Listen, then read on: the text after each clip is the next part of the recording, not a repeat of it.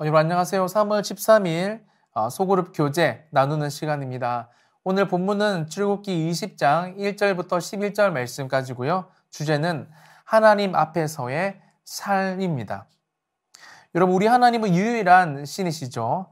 세상 사람들이 특별히 세상에서 또 다른 신이라고 생각하는 존재들, 그리고 그들이 엎드려 절하는 수많은 우상들은 우리가 아는 것처럼 다 거짓입니다.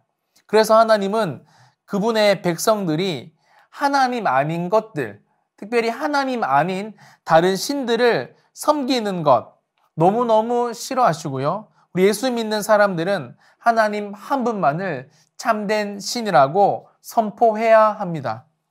이 일은 특별히 이 일을 잘하기 위해서 내가 먼저 하나님을 온전히 예배하는 사람, 참된 예배자가 될 때 가능해진다는 것 여러분 기억하셨으면 좋겠습니다.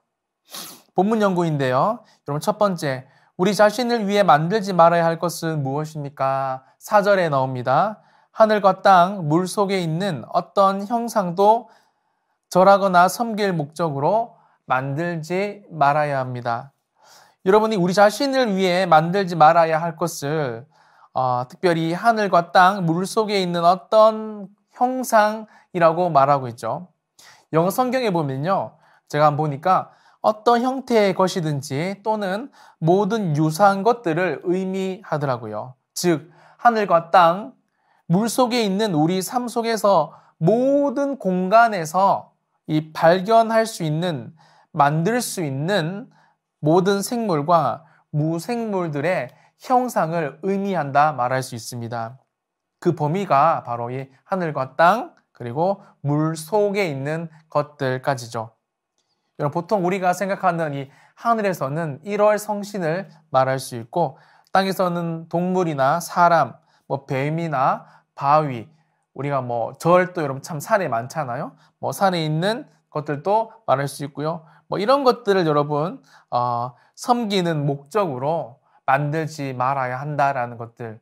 그러니까 우리 눈에 보이는 하나님 이외의 모든 것들 신으로 섬기지 말아야 함을 하나님 분명하게 말씀하시고 계신 겁니다.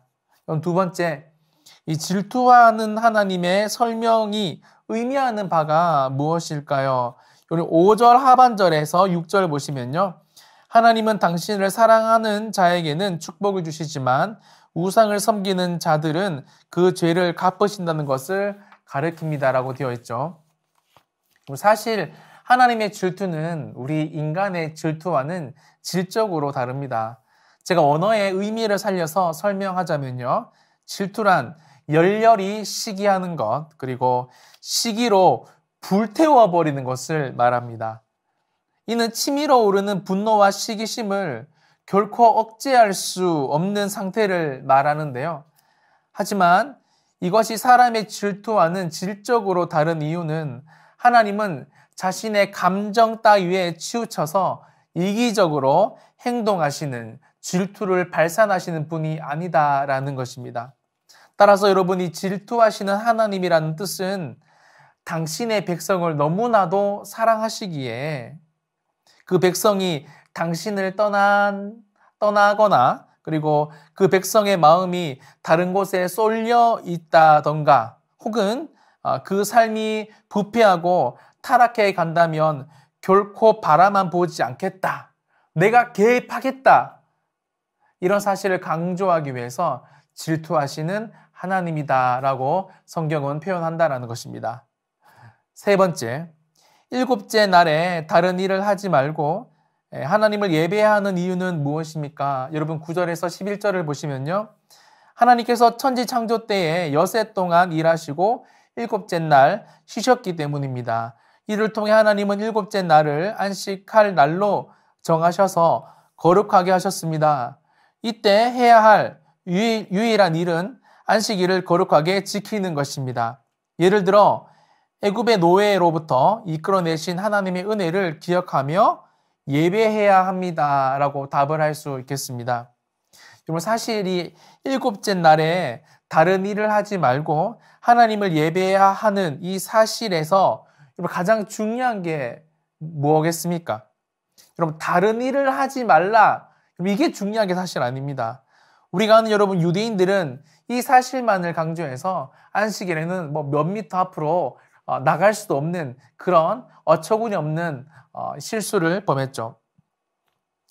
여러분, 다른 일을 하지 말라는 게 강조점이 아니라 하나님을 믿는 사람들은 세상 사람들과 분명히 구별되게 거룩하게 살아야 한다는 게 오늘 이 말의 핵심입니다. 다시 말하면 세상 사람들과 다르게 거룩하게 구별되게 살아가야 함을 말하는 것이죠. 여러분, 이 구별됨은 어디서 극명하게 드러나냐? 예배를 통해서, 예배 시간에 참여하는 우리의 자세와 태도를 통해서 극명하게 드러납니다.